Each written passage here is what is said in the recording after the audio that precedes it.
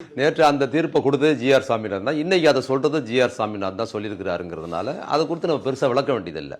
அது தெரிஞ்சது தானே. ஏற்கனவே தீர்ப்பு கொடுத்தவர் தான் இதை மேல்முறையீட்டில் இந்த விஷயத்தை அவர் திருப்பி கேட்குறாருங்கும் போது அதோட அர்த்தம் புரிஞ்சது தான். தமிழக மக்களுக்கு பெரிய நீதி கிடைச்சிருக்கு அப்படின்னு நயினார் நாகேந்திரன் சொல்லியிருக்காரு. அவர் நம்ம பேசிட்டு இருக்க நேரத்தில் அங்கே போயிட்டு இருக்காரு. அது அப்போ நயினார் நாகேந்திரன் சொல்றாருங்கும் போதே எவ்வளோ பெரிய நீதி நம்ம கிடைச்சிருக்குங்கிறது உங்களுக்கு புரிஞ்சிருக்கு. இப்போ எச் ராஜாவும் சொல்லியிருப்பார், கோர்ட்டாவது ஹைகோர்ட்டாவது அதுன்னு சொன்னவர் இப்போ அவரே தான் அதை ஆதரிச்சு பேசியிருப்பாருங்கிறதுனால நீதிமன்றம்னு அதை கோர்ட் அதை சொல்லியிருக்கு, கோர்ட் அதை சொல்லியிருக்குன்னு சொல்லாதீங்க. ஜிஆர் சாமிநாதன், நீதிபதி ஜிஆர் சாமிநாதன் சொல்லியிருக்காருன்னு சொல்லிட்டீங்கன்னா அதுக்கு நம்ம அது குறித்து பெரிய விளக்கம் நம்ம கொடுக்க வேண்டிய அவசியம் இல்லை. தமிழக அரசுக்கு இப்போ ஒரு பின்னடைவு நடந்திருக்கு அப்படிங்கிறாங்க. என்னன்னா, தமிழக அரசு நேற்று நடந்த அந்த தனி நீதிபதி கொடுத்த தீர்ப்புக்கு எதிராக மேல்முறையீடு போறாங்க, அதை தள்ளுபடி பண்றாங்க. தமிழக அரசுக்கு ஏதோ ஒரு உள்நோக்கம் இருக்கு, அதனால தான் மேல்முறையீட்டுக்கு வந்தீங்க அப்படின்னு 2 நீதிபதிகள் கொண்ட அமர்வு சொல்லுது.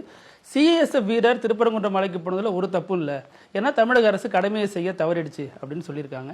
தமிழக அரசு நீதிமன்ற தீர்ப்புகளை ஏற்க மறுக்குது, இந்துக்களுக்கு எதிரான அரசுன்னு பாஜகவினரும் குற்றச்சாட்டை முன்வைக்கிறாங்க. எப்படி பார்க்குறீங்க? இல்லை, நேற்று தமிழக அரசு மதுரை ஹைகோர்ட் சொன்னது விஷயத்துக்கு எதிராக மரபு இந்துக்களோட மரபு அது கடைபிடிச்சது. அதுவே பெரிய விஷயந்தான். அதை மீறி மத நலத்துக்காகவும் அதே சமயத்தில் இதுவரைக்கும்